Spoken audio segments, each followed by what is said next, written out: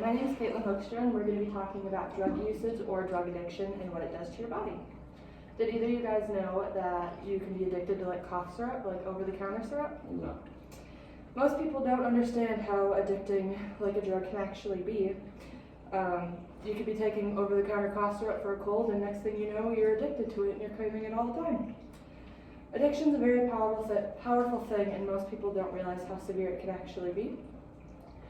Growing up, I have seen many people be affected by drug addiction, and it turns them into somebody or something that they're not. They do some things that most sober people would not do. So I'm sure you guys can see the problem with how drug use can affect somebody negatively and can cause them to result in making bad choices. Isn't it kind of good to know how easy it is to get addicted to something so fast? If people knew the negative impacts drug usage does, they probably would put down that drug of choice. So let's talk about how drug usage is very hard to stop once started, causing negative impacts such as the effects of it on your body, the effects of drug use on your overall appearance, and the reasoning behind why people can't just stop taking drugs. So the first thing that we're going to talk about is why people can't stop using drugs once they've already started. So when the body gets used to something, it kind of wants it all the time. So when it doesn't have that drug, it just wants it more and more. So when a body gets like used to it, they crave it. So it's like people with their coffee. So once the body gets used to it, you kind of need it to function. So part of the brain that feels the pleasure is being overruled by the chemicals that are coming from the drug, and that part of the brain is usually used when you eat or fall in love. So when your body like isn't having it, it can result in something called withdrawal. So withdrawal is something that, like again, when you don't have that drug, your body just wants it. So you can get sick, you can get fevers, chills, nausea, and sometimes it can even be so bad it can kill a person. So I'm going to show you a picture, and we're going to go over some like drugs and how long it would take for withdrawal symptoms and how long they can last. So for the first one, it's called benzos. So usually withdrawal starts in 1 to 4 days, but the peak of it, so when the symptoms are the worst, it's going to be around 2 weeks, and it can last months to a year. The second one is heroin. The withdrawal usually starts in about 12 hours, and the peak of those symptoms would be 24 to 48 hours, and that can only last weeks to months. The next one is going to be prescription opioids like oxys or stuff like that. That usually starts in about 8 to 12 hours, and the peak of that one will be 12 to 48 hours and can last 5 to 10 days. The next one is going to be alcohol, kind of more common. I'm sure everybody has had their fair share of alcohol here. Withdrawal usually starts from that in about 8 hours. The peak of it would be 24 to 72 hours, and that can last for weeks. And the last one would be cocaine. Withdrawal starts within hours of your last dose, and the peak of it would be in about 2 days, and that can last weeks to 10 weeks. So family can be a huge reason as to why a person wants to be sober, but there is one more way that motivates you, and that's people like trying to get out of addiction. And that's going to be how long-term drug use can affect your body. So first let's talk about how it affects the brain.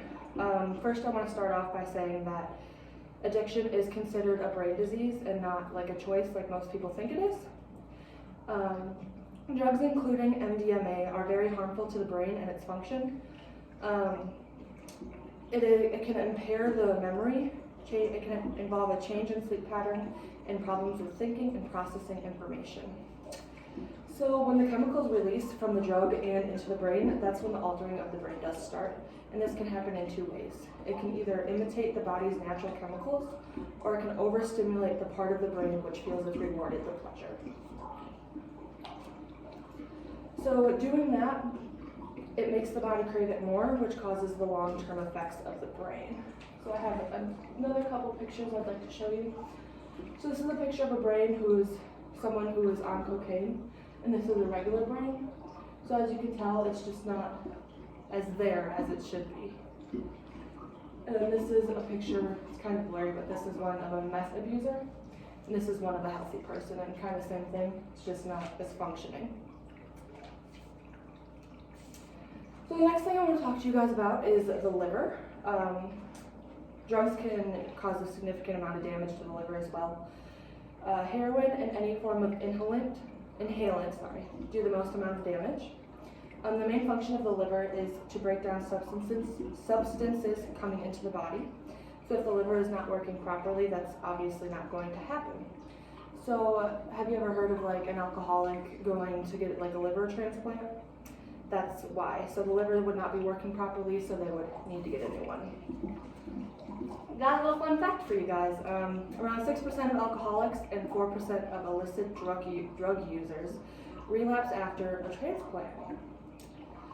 So did you know that drug use does not just affect your organs, but your appearance as well?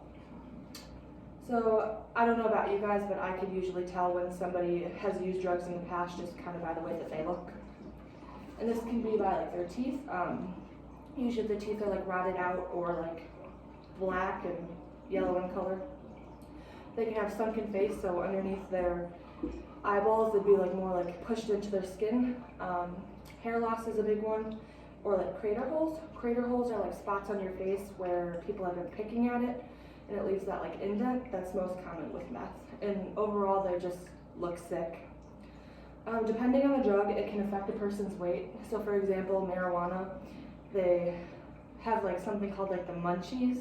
So they're eating more and that can cause their weight to go up. Whereas meth, they might weigh less because they're eating less while taking the drug. And then I have 4 pictures for you here. So the one on your left is a guy who was healthy and not using drugs. The one on the right is the same man about 16 months later who was on meth. So obviously you can tell there are some differences there with like the sunken face and just doesn't look very healthy. This one is a girl over 10 years, starting on the left top corner. That's her first year of drug use, bottom 10th year of drug use. And as you can just kind of tell, just the difference, obviously the skinnier face and sunken in face. And again, just does not look healthy. This one is only over 8 months and you can just pretty much tell like a drastic change, especially in like the face structure and the skinniness of the face along with her hair. And then this one shocked me the most. So in the first picture, she was age 31 and obviously she was like a beautiful woman. In age 34, she looks almost completely different, especially like the sunken in face underneath her eyes and again, just not looking healthy at all. So, as you can see from my presentation, there are a lot of ways drug abuse or addiction can affect the body. Not only does it affect your internal organs, but it does affect your physical appearance. I often hear people asking why so-and-so just can't stop using their drug of choice. There are many mental and physical reasons as to why that happens. I hope you guys learned a lot from my speech today, and I hope you enjoyed it. Thank you so much for listening to me.